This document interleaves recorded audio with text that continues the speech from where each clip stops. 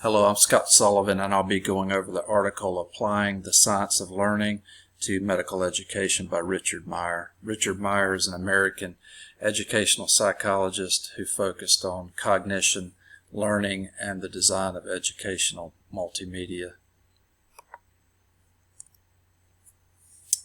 This article is based on scientific studying of how people learn using multimedia, as it is often used in medical education. The cognitive theory of multimedia learning involves information processing and discusses how people learn from words and pictures.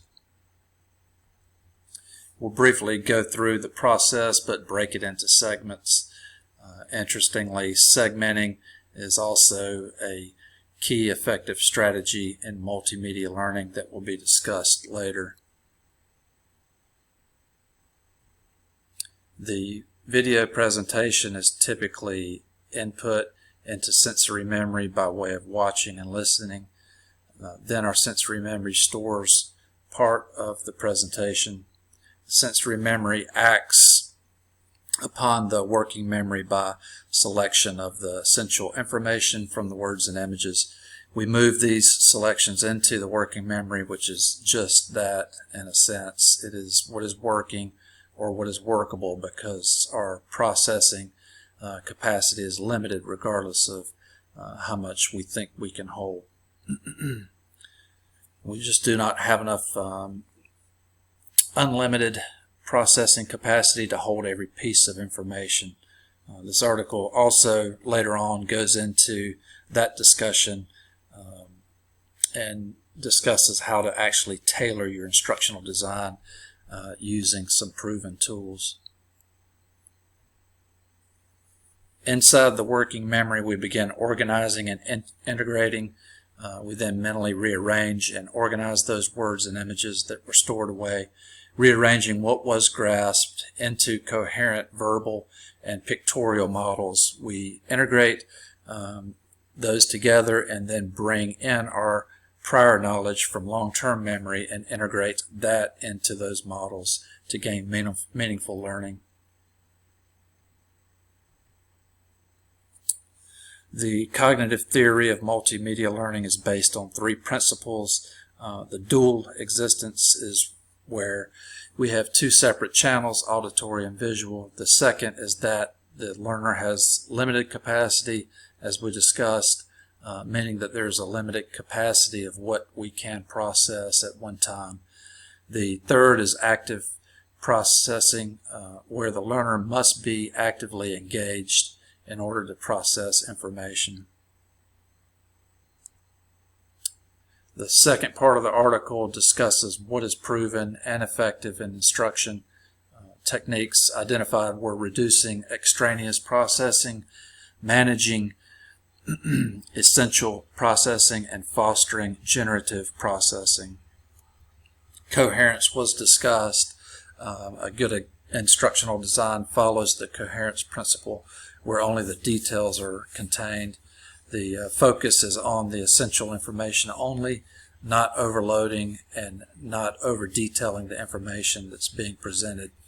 Reducing extraneous cognitive load has shown to be effective in multimedia learning. A good instructional design has spatial continuity, where we keep the learner focused with words close to the images. A good instructional design also follows the signaling principle, where the key items are highlighted to the learner, bringing attention to the essential information.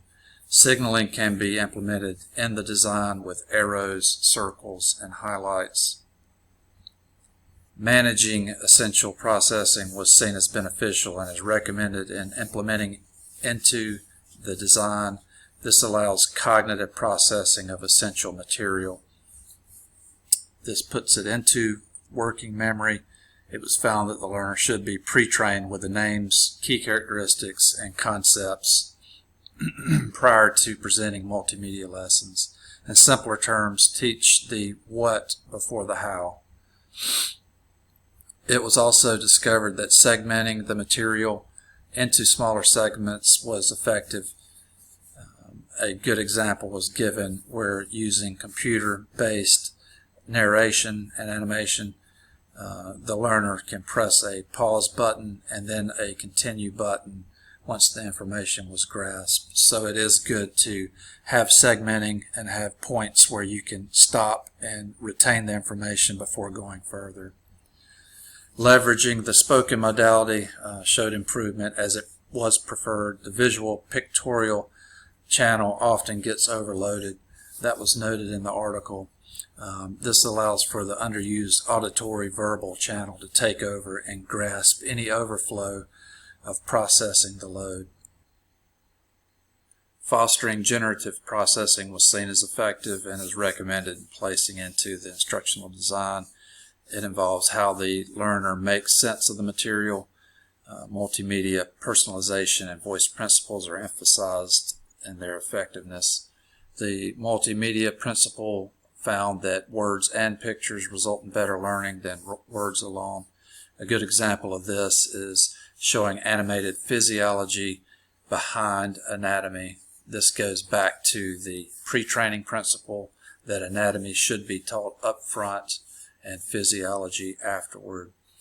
Personalization involves investing the student into learning. This is an interesting concept, and I believe it's in fact effective. It involves a personal element of ownership, such as describing the wrist fractures as your wrist fractures of this type will present as this. This is a good, effective technique. It creates responsibility and investment and improves learning because it promotes active learning, which is required and which is one of the elements of this article. It also creates a social partnership with the instructor, which furthers the investment from the student into learning. The voice principle showed that conversational or polite form of voice was preferred rather than the formal or direct form of voice, and it was shown as more effective than the latter. In conclusion, applying the science of learning into medical education improves medical instruction methods and overall learning. Understanding the basis of the cognitive process is important for instructors. What actually works in multimedia and implementing those tools is vital to the learning experience. We learned that less is more.